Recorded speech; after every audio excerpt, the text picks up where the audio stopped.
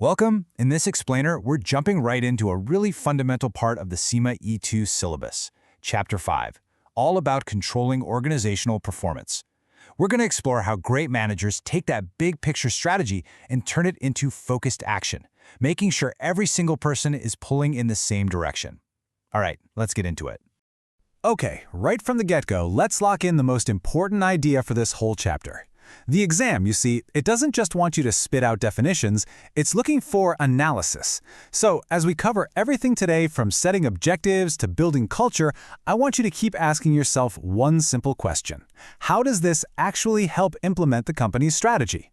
That's the mindset, right there, that's going to earn you the top marks.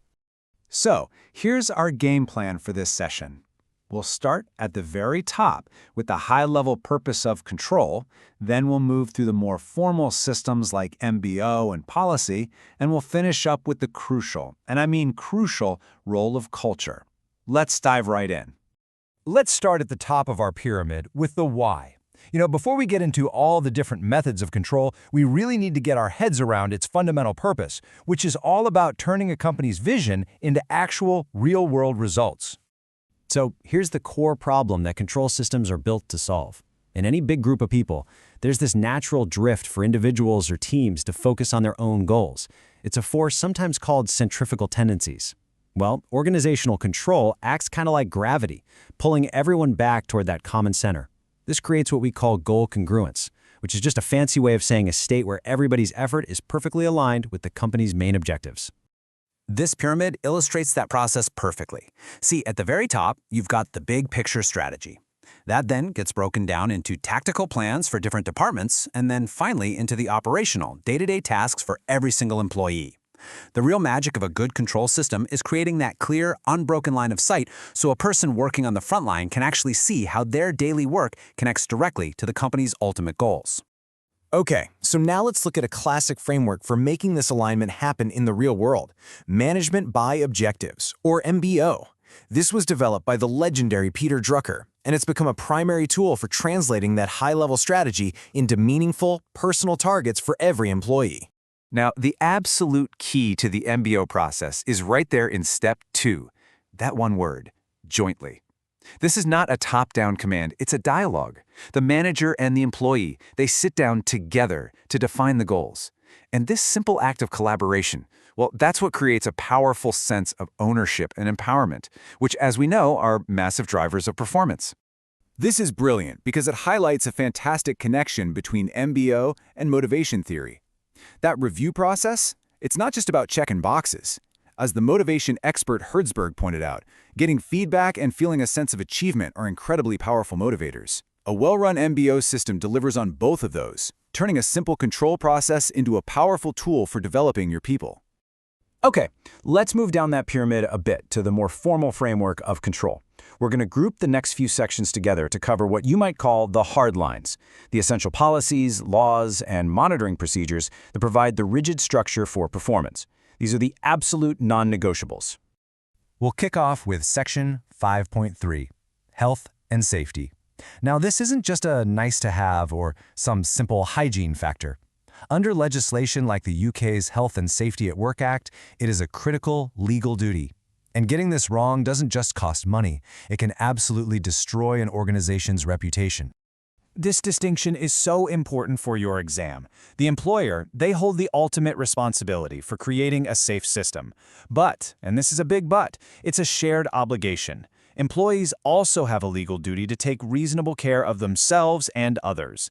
Think of it like this. The employer provides the safe environment, the employee has to act responsibly within it. And now for Section 5.4, Monitoring.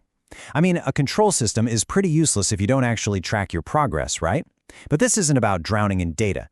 Effective monitoring is about funneling all that raw information into something useful. A good report is timely, it's accurate, and it clearly explains why things are off track. Its real job is to transform all that noise into actionable intelligence. This naturally leads us to a necessary, if pretty challenging part of control: what happens when things go wrong? So now we're going to cover discipline and dismissal and look at how to take corrective action fairly, effectively, and of course, legally. In many legal systems, there's a minimum procedure required for any disciplinary action. This three-step process is a perfect example of that kind of baseline. And while organizations like ACAS in the UK provide much more detailed guidance, the core principle is always about fairness. The employee has to know the case against them, they need to be able to respond, and they must have the right to appeal. But look, a fair process is about so much more than just following steps. It's really about the principles. You have to be consistent. You have to investigate thoroughly. And crucially, the goal should always be to correct behavior, not just to punish. A process that's built on these principles maintains trust and shows that the organization acts with integrity even when things get tough. It is absolutely 100% critical to understand this distinction. Dismissal is about the person, their conduct, or their capability. Redundancy is about the job. The role itself is just not needed anymore. They are completely distinct legal paths, and confusing the two is just a recipe for some very serious legal problems. Okay, let's totally shift gears. We've talked about the formal, explicit rules. Now we're going to explore a far more powerful and often invisible control system, organizational culture. This question really gets right to the heart of it. You see, formal rules and procedures, they're like the stick. They stop people from doing the wrong thing. But what's the magnet? What is it that pulls people to go above and beyond, to make the right choice even when nobody is watching?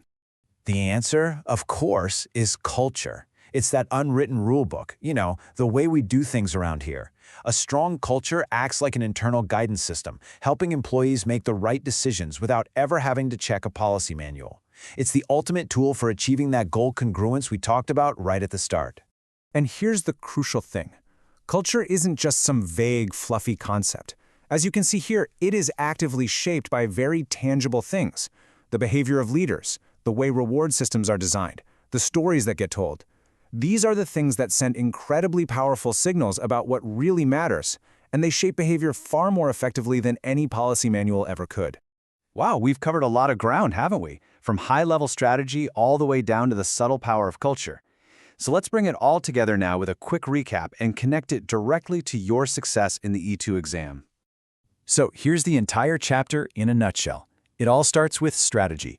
To achieve that strategy, we use a mix of controls. We have our formal controls, like MBO to align and motivate people, and laws and discipline to set boundaries and correct behavior. And then we have the powerful informal control of culture, that invisible force that guides everyday decisions. For your exam, you have to see how these all work together to achieve one thing: goal congruence. So here it is, the most important takeaway for your exam.